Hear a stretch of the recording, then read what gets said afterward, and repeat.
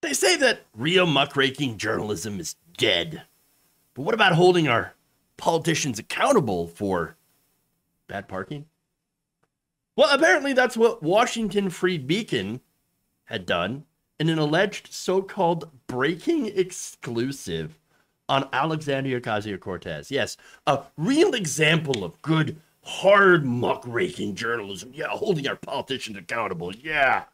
Now, the article is titled, Spotted Socialist AOC's Tesla Parked Illegally Outside Whole Foods in Posh D.C. Neighborhood. And apparently this entire article blew open her alleged fondness for electric cars and groceries. Let me read some of this hard-hitting journalism. Okay. Now, sources informed the Washington Free Beacon that the socialist congresswoman's white Tesla was parked illegally outside the Whole Foods near her posh apartment complex in Washington, D.C. One source familiar with the parking situation at the Navy Yard Whole Foods described the illegal parking job as quote-unquote pathetic because a grocery store offers free parking for its elite customers. The car blog Tire Meets Road speculated that Ocasio-Cortez most likely owns a Tesla Model 3 long range because it's one of the only electric vehicle models capable of making the trip from New York to D.C. and vice versa on a single charge, because you wouldn't want to have to stop, okay, for the multiple charge, okay. I'm just saying, the Tesla Model 3 long range has a retail price of between $46,000 to $59,000, and actually, in some places it retails as low as $30,000 if you get the base model. Additionally, a Free Beacon cartographical analysis determined that the Whole Foods, an elite grocery establishment owned by Amazon, is located within walking distance of the luxury apartment building where Ocasio-Cortez resides. Wow. Okay. So this this is the reporting, by the way, the caliber that you get from conservative outlets. Look what they're trying to do. Oh, elitist Alexandria Ocasio-Cortez. We've got, I mean, she's got this really expensive car and she shops at Whole Foods. Okay, and wait, there's more. Apparently, she has a really expensive studio apartment. Quote, as reported in the Free Beacon, the posh residential complex where studios rent out for more than $2,000 a month, which, by the way, is the median in Washington, D.C., so it's not actually that expensive, is one of the fanciest in Washington, D.C. Amenities include a climbing wall, several pools, racquetball courts, a golf simulator, a rooftop dog park, a steam room, multiple cycling studios, 2 types of massage rooms, and charging ports for electric vehicles. Oh, the horror! Oh, my God! The horror. Total clown show. AOC derangement syndrome 101. One more, as if I haven't punished you enough. But I had to read it, and so now you're going to hear about it. The significance of the parking scandal remains to be seen. At the very least, it could undermine Ocasio-Cortez's credibility in her ongoing quest to transform the United States into a socialist paradise. Her policy advisor, Dan Riffle, wants to abolish billionaires. Yet the Congresswoman appears to enjoy consuming the products of their capitalist ingenuity. Tesla, for example, is run by billionaire Elon Musk, as is Whole Foods, run by Jeff Bezos. Got him. Got her. You got her. It's the meme, everybody. They have successfully memed. Okay? It's that we should improve society somewhat. Yeah, you participate in society. Curious. I am very intelligent. They did it, everybody. Unironically, they did the cartoon. That's it. Parody has become reality. Holy shit. Now I gotta ask, is this a case of art imitating life or life imitating art? I'm just serious. Wow. By the way, this is their breaking exclusive. AOC lives in society, buys groceries, lives in an apartment, and drives a car. Wow. She claims to be a socialist, but she wears clothes and not a burlap sack or a barrel with straps on it. Curious, yes. Oh my God. The whole thing hurts my brain. It really does. For one, notice how they equate socialism with being poor. That's not what socialism means. Socialism is actually workers owning the means of production, i.e. public ownership of the workplace. Okay? Now, we have instances of that existing in the United States right now. Worker-owned cooperatives, which is about as close as you can get to pure socialism in a capitalist framework. And guess what? It works just fine. The people who work in those places they're not poor.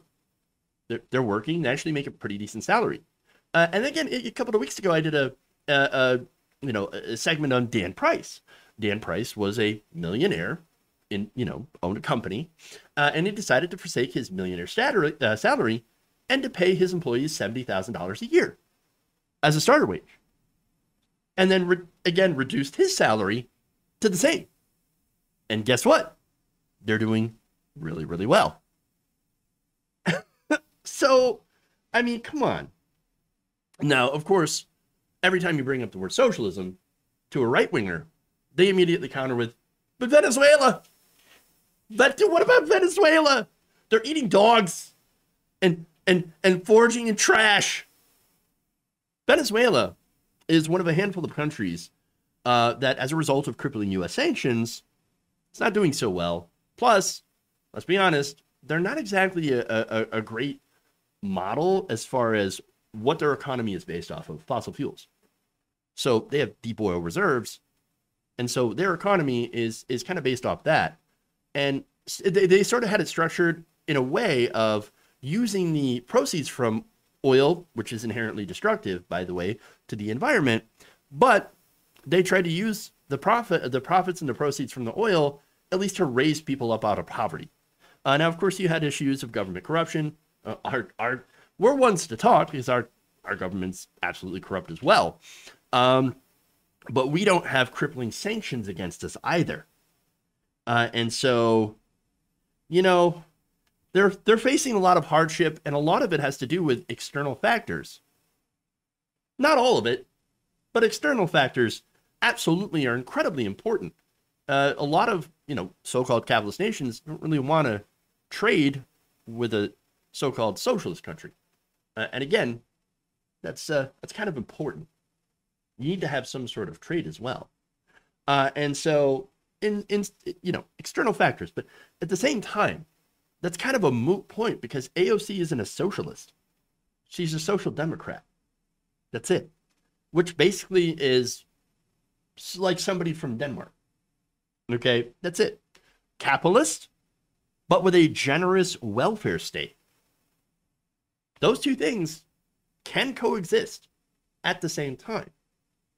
By the way, having a Tesla, Elon Musk aside, it is an electric car, and electric cars are meant to cut down on emissions.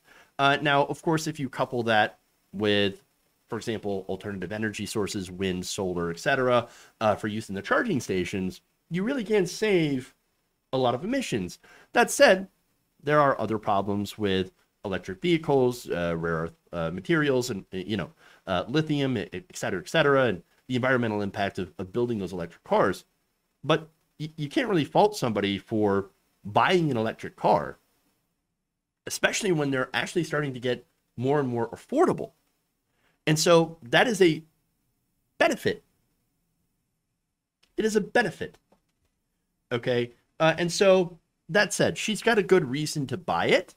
And it's not like it was an incredibly expensive vehicle. It's about the average median cost of a new car. And by the way, she also reportedly bought it as a result of Well, for one, she's able to afford a congressional salary, but two, really spurs people into buying private cars is because COVID was, in her case, because of COVID-19. So she's like, yeah, I normally take public transportation. Now, coronavirus, you got to socially distance, you got to stay away from people to stay safe, et cetera, et cetera. And look, there's really no problem with her owning a car. It's pretty ridiculous going after her for that. All right. Not only that, but you also have the weird obsession from these kinds of people that follow her around, that take pictures of her car, and all that weird stuff. Not only that, but you get the constant death threats from right-wingers and some on the supposed left. And it really makes public transportation for her a non-option. And then speaking of her car, by the way, the whole purpose of the story, or at least the alleged purpose, oh, look at how she illegally parked at Whole Foods with her Tesla. There's no evidence that she illegally parked. So, you know, it's this entire thing is just some weird gotcha attempt for nothing. They're obsessed, and it's so fucking weird. And that's at a time, by the way, where when the GOP, and this is like what it's whataboutism really to the extreme, the GOP is doing some pretty heinous things. They're blocking a commission to investigate the January 6th Capitol riots. You also have Gaza, by the way, under attack. You have Biden trying to sell Israel $735 million worth of missiles, weapons. AOC, by the way, opposes that sale. Then you get the Southern District of New York criminal probe into the Trump organization. You have Texas severely restricting abortion rights. We still have unaccompanied minors at the border. We still have climate change. And yet this is the right-wing breaking exclusive. More like y'all are broken and weirdly obsessed with one politician. And look, I'll be honest, I like AOC for policy reasons, and I like that she's a fighter. I also realize she's not a perfect person, and that's fine. Nobody's perfect. Nobody's a perfect person or a perfect politician, and you could disagree with her on some things, on some issues, and you can say, oh, I think she should push harder on this and push forward that policy. Totally fine criticisms. However, this is not substantive. This is bullshit. Total desperation. And so I want to share a couple of dunks on this article for some levity. One person says, AOC's ability to get ineffectually angry guys to beclown themselves remains impressive. Another said, breaking exclusive. People continue to stalk AOC and report on her doing inane things. Another wrote, while the right wing goes crazy over an alleged parking violation by AOC, Trump, his spawn, and his cronies are under criminal investigation for numerous financial felonies. Talked about that. Breaking exclusive. AOC owns a cool car and lives well within her means. Another person adds, I hit a curb last week and continuously park on or have over the lines. Make sure to get this breaking exclusive too. And even, by the way, Michael Tracy, king of all hot takes, like disastrous hot takes, horrible hot takes, actually had this one that wasn't so bad. He said this to the Free Beacon. You guys are experts at making yourself look like idiots compared to AOC. When Michael Tracy clowns on you, oof, that's bad. And finally, here's one more. From a critic of AOC, by the way. I don't really like her or her politics, but what the fuck is this, bro?